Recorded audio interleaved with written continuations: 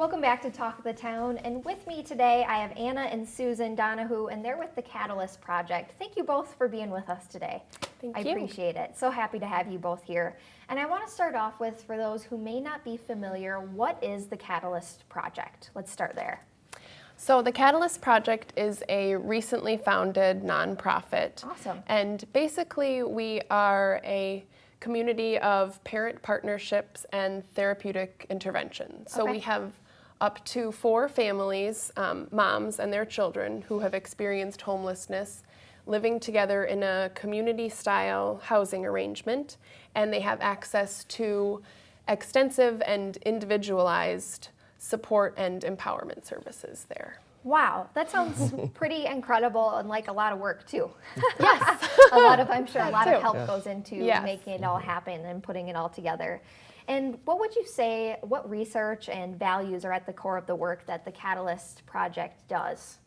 So we want to work with families with young children because of the extensive amount of research that talks about the primary importance of the first few years of life and the unparalleled brain development that occurs during that time. Wow. So if you can provide a nurturing, safe, and stimulating environment for children, you have the opportunity to change the trajectory of their life. On the other hand, there's research that shows that homelessness and other traumas and adverse childhood experiences, as some call it, those can kind of derail that trajectory and can have negative lifelong personal health impacts and impact participation in risky behaviors and actually decrease one's lifespan. But the effects are not only personal, they're on our society as a whole. And so we want to decrease the number of adverse childhood experiences that kids go through and to lessen their impact. That's really interesting because, at least in my personal experience with, learning the statistics and the research, I don't know if I've heard a lot about children who have been homeless and how that affects their lives. So that's really interesting to me. And that kind of leads me to my next question too about why you guys started the Catalyst Project. Obviously there are a lot of organizations in the community that are spreading awareness or trying to combat homelessness or help those who are homeless or maybe at risk. But why start the Catalyst Project? Right, there are a lot of organizations in the community that are working with young families and with homelessness. And they're using some awesome research-based practices. We just wanted to put those together into an intentional whole. So we wanted to be both the home visitor and the landlord so that we could respond to individual tenant circumstances and hopefully prevent evictions.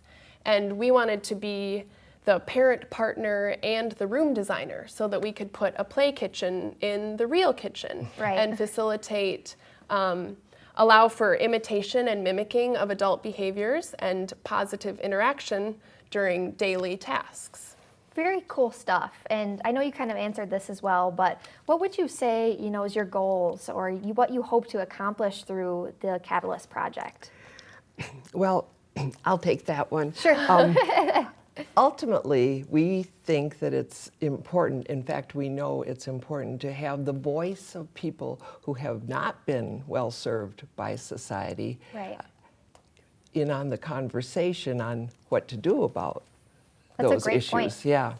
And so we hope that by providing stability in the form of housing and community, that we'll free up some of the single moms' mental space for non-emergency issues.